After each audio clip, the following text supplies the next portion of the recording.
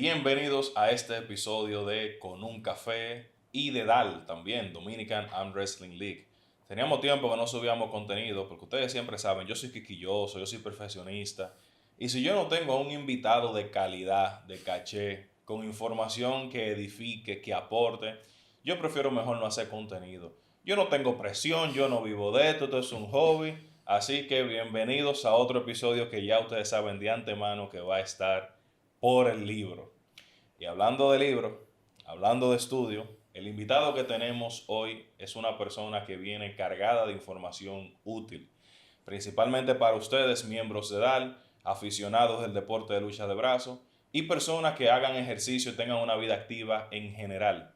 El día de hoy le traemos a Marcos, a.k.a. El Acere. Marcos, bienvenido. Gracias, muchas gracias, hermano, por traerme aquí. Gracias a ti por aceptar la invitación. Marcos, tú no solo eres doctor, sino que eres también miembro de la liga. A ti te gustan los pulsos también. Sí. Yo recuerdo que desde muy temprana edad siempre me llamó mucho la atención, ¿sabes? Cuando veía a los muchachos hacer pulso y yo también quería probar mi fuerza. Y decía, yo estoy fuerte. Y cuando empecé a hacer ejercicio, me ponía a hacer pulso con mis amigos y siempre me llamó mucho la atención. Pero como, ¿sabes? No sabía ni siquiera que era un deporte. En Claro. Cuba, imagínate tú. No se conoce nada. Entonces ya después cuando conocí que era un deporte, pues empecé a investigar más porque dije, wow, o sea, como que vi cosas que cuando uno es un niño tú no sabes que se podían hacer. Claro. Porque existen muchas malas concepciones de cómo realmente es el deporte, sobre todo de las posiciones, de cómo se usa el cuerpo, o sea, y las cosas que están permitidas, ¿entiendes? Y entonces cuando empecé a investigar un poco más del deporte, me di cuenta lo complejo que era, la cantidad de técnica que era, la cantidad de la biomecánica del brazo que estaba implicada. Y me encantó, me encantó. Y vamos a hablar de eso porque la perspectiva de un médico, cierto, eres médico. Sí, soy estudiante de medicina de último año de UNIBE. Ah, excelente. Y es interesante ver cuál es tu opinión, cuál es tu ángulo, porque muchas personas el miedo que tiene es, no me voy a romper un brazo. Entonces, una persona como tú en el área de la salud que le encante este deporte, que para los ojos de afuera es tan peligroso, voy a poner entre comillas, porque ya vamos a entrar en detalle sobre eso, es súper interesante escuchar tu opinión. Pero antes de escuchar tu opinión como profesional, como médico, Marcos, ¿cómo tú llegas a República Dominicana? ¿Por qué medicina? Y también cuéntanos un poquito de cómo tú chocas con DAL. Ok, yo llego a República Dominicana porque yo vivo en Miami, ¿sabes? Voy a acompañarte con el café. Adelante, adelante. Señores, miren qué chulería de taza de la Eso sí, liga. está, Si ustedes quieren y hay apoyo, yo hago otro pedido de taza, ustedes me dicen. yo creo que tienes aquí una, me voy a dar una. ¿Te puedo llevar esa? Ah, coño, Esa perfecto. misma. Bueno, ok, yo llego a República Dominicana porque yo vivo en Miami. Yo me fui de Cuba con 20 años, pero antes de irme yo estudié medicina 2 años allá en Cuba. Ok, Empecé la carrera con 17, hice 2 años, me fui del país para Miami. Y en Miami, pues yo conozco la oportunidad de estudiar medicina en República Dominicana y dije, pues vamos. Y entonces vine para acá. Mi contacto con la liga fue porque en el gimnasio de Unive yo conozco a un muchacho ucraniano que se llama Anatoly. Anatoly, parte de la liga. Exacto, que es parte de la liga. A través de él es que yo entro a dar, porque una vez que nos conocemos en gimnasio me empieza a contar sobre su pasión también por el arm wrestling. Y coincidimos en pasiones y nos pusimos a hablar y nos pusimos a hacer de vez en cuando nos veíamos, hacíamos par de pulso.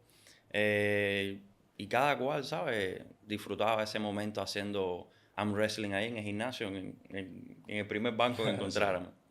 Hasta que él un buen día me comenta que va a ir a una competencia en, en Santiago y me invita, pero bueno, yo en ese momento no tenía disponibilidad por la universidad. Y pues él va y tengo entendido que le va muy bien. Va a ser su primera competencia. Y él siempre me había invitado, oye, ve, tienes que ir, eso está muy bueno ahí. Yo llevo yendo hace rato, hasta que un día dije, pues voy. Y así fue como choqué con tal. Y cuando llegas ese día, ese domingo a práctica y te encuentras con lo que es DAL, ¿qué te pareció? ¿Cuál fue esa primera impresión tuya de la liga? Bueno, mi primera impresión realmente me sorprendí bastante del, del nivel de profesionalismo que vi. No estaba esperando encontrar personas como tú, como Svonko, como John también me sorprendió un poco. Porque como yo nunca había tenido un encuentro con personas que hicieran pulso y que tuvieran conocimiento de el tecnicismo que lleva a hacer un pulso eh, y el cuidado que lleva a hacer un pulso. Porque vamos a estar claros de una cosa. Lo primero que hace un pulso es que te parte un brazo. El pulso, la lesión más común de todas es la fractura en espiral de húmero. Pero bueno, eso a lo mejor un poco más Claro. adelante. So, hay que estar claro con eso. Y cuando me puse en la mesa a hacer fuerza, sin prácticamente ningún conocimiento de técnica, simplemente el seguimiento que yo llevaba del deporte por 5 años, que de cierta manera tenía una idea Ujú. de cómo era la técnica sana para hacer un pulso, pero nunca la había aplicado en la vida real. Me di cuenta de que ellos me dijeron, mira, así no, hazlo de esta manera, así te puedes lesionar, así esto, así el otro, tú también me dijiste, así no, de esta manera. Y eso me sorprendió bastante porque en el deporte existe mucho ego. Demasiado. Existe mucho ego, la gente se emociona mucho, se pone muy intenso a la hora de un match y sobre todo si está fuerte la persona y se encuentra una persona más fuerte que él, de repente pueden haber problemas de lesiones por cuestiones del mismo ego, de que como esta persona me va a ganar, te voy a ganarle yo, y ahí se le olvida la parte de que tienes que tener cuidado con la otra persona y le puedes hacer daño. Yo soy de las personas que dice, y quiero saber cuál es tu opinión honesta sobre el tema, que las lesiones más populares en el deporte, tú acabas de mencionarlo, son la en espiral del húmero. Pero yo digo que la causa número uno de las lesiones en este deporte es el ego. Porque yo creo, es mi opinión, que ya, al menos en este nivel, hay suficiente información de qué hacer y qué no hacer, cuándo hacerlo y cuándo no hacerlo. Y yo creo que es el ego de no perder, eso que tú dices, esa adrenalina del momento, que dice, quizás si meto el hombro aquí puedo hacer un chisma de fuerza y ¡pa! Ahí viene la lesión, por no perder un round. Ok. En la poca experiencia, porque también hay que decirlo, tú eres nuevo en el Sí, deporte, claro. aunque tienes mucho conocimiento de medicina, de biomecánica, pero en esta poca experiencia que tú tienes hasta este momento, ¿qué opinión te merece eso que yo acabo de decir de que más el ego te puede llevar a hacerlo por adoptar una posición peligrosa al momento de no aceptar una derrota? Bueno, como mismo había mencionado, yo voy a hacer énfasis en, en dos poblaciones. Yo voy a hablar del el arm wrestling joven y voy a hablar del arm wrestling ya adulto, ¿sabes? Ok. En edades. ¿Por qué? Porque la maduración ósea es diferente. Entonces, las lesiones que vamos a ver en personas ya adultas con una maduración ósea ya sustancial va a ser diferente y va a tener un poco más de resistencia. Si hablamos en este caso de una persona con un background de ejercicio, Ok. de gimnasio común, a la de un muchacho adolescente. Entonces, hay muchos factores a tener en cuenta, como por ejemplo, definitivamente el ego es uno de ellos, definitivamente un factor grande, pero también tenemos que tomar en cuenta que la anatomía del húmero, ¿me entiendes? No fue diseñado para hacer este deporte. Definitivamente no. Pudiera mencionar también que hay personas que tienen diferentes tipos de densidad ósea, pero realmente la variación es muy poca. Entonces es raro encontrarse a un Brian Shaw en Ujú. este deporte. Eso En el mundo. en el mundo entero, Sí. exacto. Para los que no sepan quién es Brian Shaw, pues básicamente es un atleta que entrena fuerza y tiene una densidad ósea que es vista una en millones y millones de personas, algo que no vas a ver Exacto. posiblemente jamás en tu vida ni en 2, 3 vidas.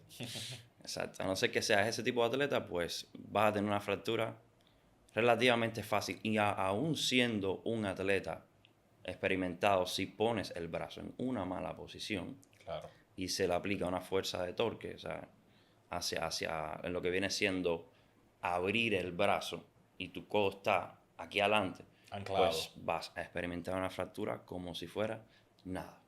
Entonces, el condicionamiento del atleta tiene mucho que ver en eso. Si el atleta se ha condicionado para recibir ese tipo de valgo extremo, que también puede lesionar el UCL, que se ve mucho en los pitchers y en los deportistas que practican golf. Pero definitivamente el ego es un factor muy importante porque cuando tú estás, ¿sabes?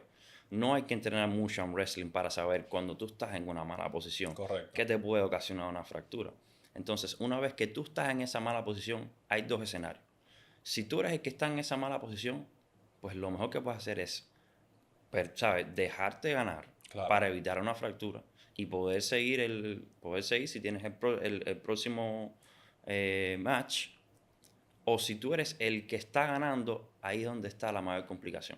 Porque tú sabes también en ese momento que le puedes comprometer a una fractura. Claro. Ahora, ahí es donde está el problema del ego. También es el que está ganando que puede causar la fractura. ¿Vas a seguir sabiendo que puedes causar la fractura?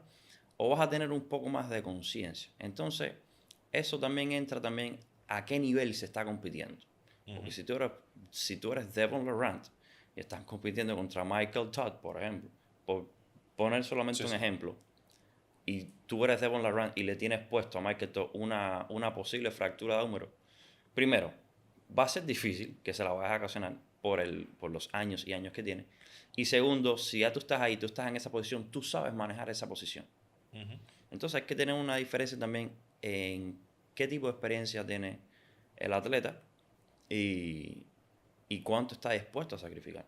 Pero de que la lesión viene y es la más común, hay un estudio que yo revisé que de 150 y pico de atletas, o sea, que llegaron a clínica por lesión causada de arm wrestling, 130 y tanto eran de fractura de húmero, para que tengan una idea. La grandísima mayoría. Exactamente.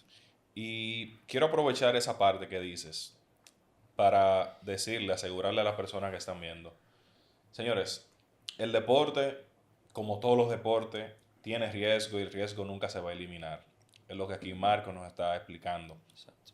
Pero yo sí quiero asegurarle, como presidente de esta liga, fundador de esta liga, que al menos en DAL, en la Dominican Arm Wrestling League, se practica, se entrena y hasta se compite con conciencia. Exactamente. Porque tenemos previsto y tenemos a los árbitros ya instruidos y le hemos dado la potestad de proteger al atleta más allá de dejar que el match se complete. Si un árbitro ve que una fractura está en camino, el árbitro tiene potestad de parar la pelea, darle la victoria al que estaba en la posición vencedora y proteger el brazo del atleta. Aquí en DAL hay conciencia. Por eso en casi un año no hemos tenido ningún inconveniente, gracias a Dios. Y este primer año, como con todos los inicios, son los más peligrosos en el sentido de que no hay tanta conciencia ni hay tanto conocimiento. Ya luego el peligro aumenta por la cantidad de fuerza que se puede aplicar. Exactamente. Pero que nosotros podamos haber llegado a este punto sin lesiones más allá, y que con esto vamos a empezar a profundizar ahora, más allá de un tendón, de un ligamento, también creo que es un logro, porque yo creo que el ego en DAL está bajo control. No es que no existe, porque sí existe, y hay un poco de trash talking antes de los matches, que por cierto, tiene un match con Santiago, que lo van a ver pronto, pero yo creo, al menos yo lo he experimentado, de que tú siempre tienes un compañero de práctica. Una gente dice, hey, así no, que estás dispuesto hasta parar el match si tú no te diste cuenta que estaba en una posición perdedora. Y le quiero decir eso a la persona para que no tengan miedo de venir y aprender. Vengan y aprendan simplemente y luego toman una decisión. Entonces vamos a empezar a entrar en materia. Ok. Porque mucha gente cree que voy al gimnasio, tengo los músculos sumamente fuertes y ya yo debería de ser capaz de ser fuerte en pulso. Yo debería ser capaz de traducir eso a una mesa de pulsos. Entonces te pregunto para esas personas, ¿esto es un deporte primeramente muscular o de tendones, ligamentos y otras cosas que quizás no sean tan fácil de entrenar? ¿De qué se trata? Ok, ahora es cuando empieza la cosa interesante. Indiscutiblemente hace falta tener una base de fuerza muscular para tú poder competir y para tú poder incluso poder tener poder representar una competición en arm wrestling. Pero ahora donde viene eh, la clave. ¿De qué te sirve tener un músculo increíblemente fuerte si ese músculo no es capaz de transmitir la fuerza?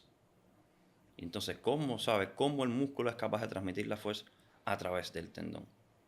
Okay. Entonces, estamos hablando de que es vamos a ser buenos y vamos a decir un 50-50. Porque el tendón es el que transmite la fuerza, pero el que ejerce la fuerza es el músculo. Ok, interesante. Y el ligamento, que no es lo mismo, tendón y ligamento son cosas diferentes. No tiene la misma función del tendón.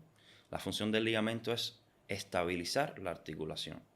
Entonces también tienes que fortalecer tus ligamentos, que no se fortalece igual que un tendón. Son muy diferentes, hasta en estructura.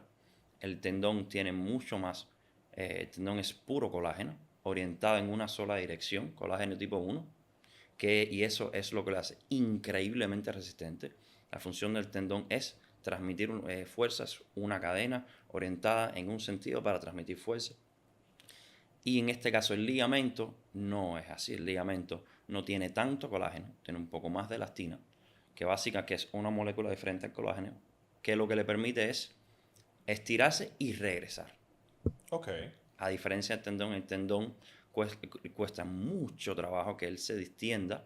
Y cuando se distiende no es que sea malo, pero bueno, ya después hablaré un poco más de cómo es que se distiende el tendón, cuándo es. La función del tendón es transmitir fuerza. La función del ligamento es aguantar, darle soporte a la articulación, que es normal que los ligamentos aguanten la articulación. Eso, cuando el hueso es forzado, tal vez el hueso quiere moverse un poco, es normal que se mueva un poco, el ligamento permita que se mueve, pero después lo lleva para atrás.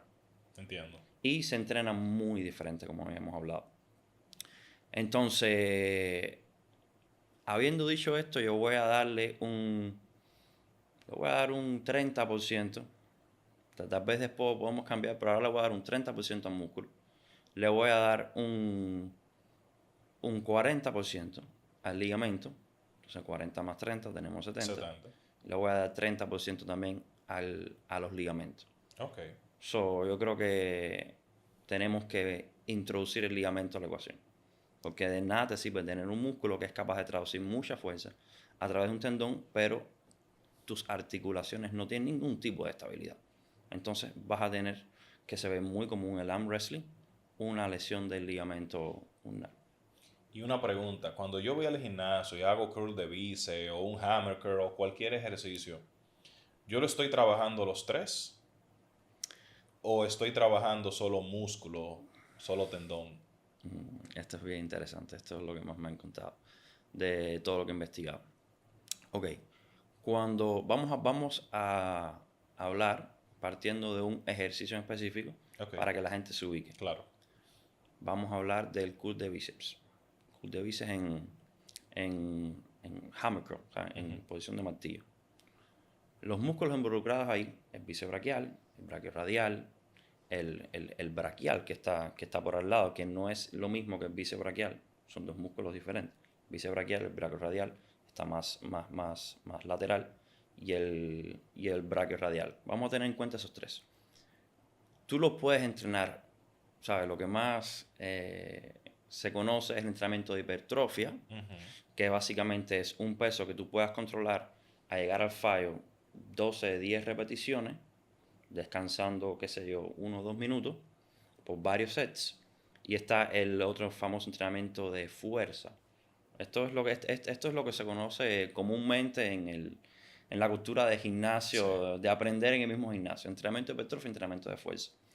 El entrenamiento de fuerza, estamos hablando ahora mismo de ganar fuerza, es mucho menos repeticiones, entre 3 a 5 repeticiones, incluso hasta de 1 a 3, con mucho peso. Okay. Este entrenamiento de fuerza, o sea, además el clásico, el común, el de la vieja escuela, el que la mayoría de las personas conocen. Entonces, indiscutiblemente, tú estás dándole un estímulo al tendón. Eso es indiscutible. Y a la articulación y a los ligamentos de algunas articulaciones también. Eso es indiscutible. Pero aquí es donde viene lo más importante. El estímulo, ¿sabes? En este caso, del tendón. ¿Cómo es que tú fortaleces un tendón? Indiscutiblemente, cuando tú haces ejercicio, el tipo de ejercicio que sea de carga pesa, va a fortalecerlo, pero no es la manera ni Óptima. remotamente ideal ni Yeah. óptima para fortalecerlo. No la es. ¿Cuál es? Es muy sencillo. El tendón se demostró en estudios que recibe la mayor cantidad de estímulo para fortalecerse en muy poco tiempo, poquísimo tiempo. Tan poco tiempo que cuando yo lo leí yo me sorprendí. Yo dije, wow, si esto, ¿sabes? Cuando yo empecé a leer esos estudios, investigué, dije, esto es genial, o sea, tan genial que esto parece Revolucionario. exacto. Como, y me puse a investigar y dije, ¿cómo esto no se está aplicando? Entonces encontré a la persona que lo está, ¿sabes? A una de las personas que lo está aplicando, que en este caso es el doctor Keith Barr, que es un especialista en fisiología molecular y es reconocido en todo el mundo, incluso ha trabajado con grandes equipos como el Chelsea Football Club, Paris Saint-Germain, y él lo que encontró en sus estudios fue lo siguiente: la manera óptima de trabajar el tendón es la siguiente. En 10 minutos tú lo puedes hacer 2 veces al día. La gente dice, ¿cómo? Cuando yo me di cuando yo vi esa información de que el tendón se podía entrenar en 10 minutos, yo dije, ¿cómo es esto? Déjame seguir investigando y encontré al doctor Keith Barr, que es un especialista en fisiología molecular, especialista en medicina del deporte, que tiene un background internacional gigantesco y que lo ha puesto en práctica y que ha funcionado. Tiene muchísimos estudios que se pueden encontrar en muchas partes. Eso es una información que está disponible, Claro. que no es difícil de encontrar. Muchos de los estudios que yo utilicé para poder decir lo que estoy diciendo están incluso hasta gratis. Algunos que no. No, no, claro. Pero hay muchos que están, ¿sabes? Que la información está gratis. Entonces, ¿cómo funciona? Él hizo estudios y él encontró que los ejercicios isométricos son los que más trabajan el tendón. Entonces, él lo que está buscando era lo siguiente: ¿cómo yo puedo darle la mayor cantidad de estímulo para fortalecer un tendón? ¿Sabes? La máxima cantidad de estímulo para fortalecer un tendón y que ese tendón se fortalezca, pero a la misma vez yo quiero que ese estímulo sea el mínimo para que ese tendón no se desgarre y no es que no se desgarre, sino que no reciba tanto daño y no se desgaste. Entonces, pasados los 10 minutos de entrenamiento con ejercicios isométricos, se mostró que ya el tendón no recibía más estímulos para seguir fortaleciendo y que lo que ocurría en adelante era solamente desgaste. Wow. Y tú dices, wow, entonces lo que estaba haciendo es desgastándome. Malísimo. Claro. Exactamente. Yo dije, ok, entonces, ¿cómo es que se hace eso? 10 minutos, ¿cómo se hace? Y él lo que encontró fue lo siguiente: después de esos 10 minutos de entrenamiento, yo quiero saber cuándo es que voy a ser capaz de volver a entrenar ese tendón, de que para que vuelva a recibir esa máxima cantidad de estímulo, recibiendo la mínima cantidad de daño. Correcto. Y él encontró que de 6 a 8 horas. Wow. ¿Qué significa eso? Que tú puedes tener un entrenamiento para fortalecer tus tendones ¿sabes? Teniendo la mínima cantidad de desgaste 2 veces al día. Excelente. Entonces, cada 6 a 8 horas, tú puedes hacer ese entrenamiento de 10 minutos. Y el resultado va a ser un fortalecimiento de tendones. Y Con el mínimo desgaste. exactamente. Exactamente. Wow. Y eso lo aplicó. en pacientes que tenían una tendinopatía de patela crónica de años, que tenían, incluso, ¿sabes? Tenían desgarros parciales. Y el resultado fue una reconstrucción total de ese Wow. ligamento. Él incluso lo aplicó con un atleta de rugby que tuvo un desgarre de los isquiofemorales. Y bueno, cuando tú tienes un desgarre total, indiscutiblemente tienes que ir a cirugía. El paciente fue a cirugía. Y, y bueno, el doctor Keith Barr, ¿sabes? Habló con, ¿sabes? Tuvo un encuentro con el cirujano. El cirujano quería 9 semanas de reposo. Él dijo, ¿sabes? Él quería que empezara la recuperación desde el otro día. Claro. Que eso va mucho en conflicto con la manera en que muchos cirujanos ortopedas manejan ese tipo de lesión. 9 semanas, empezar al otro día, tú dices, wow, aquí hay una discrepancia Claro. muy grande. Entonces, al haber esa discrepancia también hay un enfoque totalmente diferente. Pero bueno, se logró empezar al día noveno y la recuperación de ese atleta fue en 11 semanas, comparado a 16, que era lo más, o sea, que era el tiempo más bajo que tenía ese doctor. Entonces, tenemos una integración de ese atleta en 5 semanas antes que la recuperación más rápida que había tenido ese doctor ortopeda. Wow. So, aplicando ese método, so te quiere decir que funciona y muy, muy bien. muy, muy bien. Tú anteriormente mencionabas que los tendones, y te voy a decir de ahora que esta información buenísima. Mi régimen de entrenamiento va a cambiar a partir de hoy. Ya luego fuera de cámara hablamos más detalle. Sí. Pero tú mencionabas de cómo los tendones, si te escuché bien, están mayormente formados por colágeno. Sí. Entonces, es una práctica que de hecho yo la impulsé mucho en DAL, la ingesta de colágeno. Que si colágeno hidrolizado, que si los 5 tipos de colágeno, que si 1, 2, 3, 5 y 10, creo que son. Que si acompañarlo con vitamina C. Ok, el tendón está compuesto en su mayoría por colágeno, Correctamente. pero Colágeno tipo 1. tipo 1 exclusivamente. Ok, o específicamente. Pero, ¿de verdad me ayuda el ingerir colágeno, el suplementarme con colágeno? ¿De verdad eso está llegando a los tendones? ¿De verdad me estoy ayudando? ¿O hay un Ok. efecto placebo con eso? No, no hay un efecto placebo.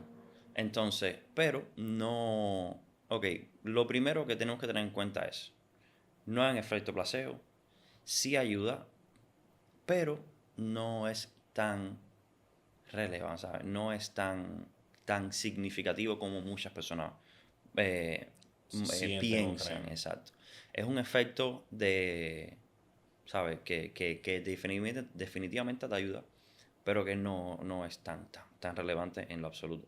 Entonces, lo que tenemos que tener en cuenta aquí es que el colágeno, da igual que de qué tipo sea, no, eso da igual. ¿Por qué? Porque una vez que tú consumas ese colágeno va a ser degradado. Ok. Y esos aminoácidos que resulta de ese colágeno es lo que se va a usar para componer de nuevo el colágeno nuevo que tú quieras crear. Entonces, lo primero que hay que tener en cuenta es que da igual qué colágeno tú consumes. Y segundo es que tiene que ser de origen animal, de piel de animal. Ese es el que tiene que ser el origen. Lo vas a encontrar que puede ser ya sea de pescado, ya sea bovino. Tienes que buscar que el origen de ese colágeno venga de epitelio de animal. Ok. Eso es lo más importante. Se encuentra también colágeno de origen creo que es de médula ósea, no estoy seguro. Pero ese tipo de colágeno, ¿sabes? La médula ósea contiene muchos metales pesados. Entonces, no se recomienda que si vas a consumir colágeno, sea de ese origen. Si vas a buscarlo, como te dije anteriormente, que sea de origen de piel de animal, ya sea de pescado, ya sea bovino. Eso es lo más Ok. importante que tienes que tener. No importa el tipo, importa el tipo.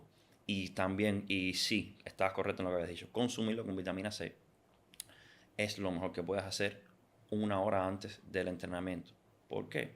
Porque cuando tú contraes el músculo y ese tendón se estira, cuando tú contraes ese tendón también se estira, pues él va a absorber también de la matriz extracelular.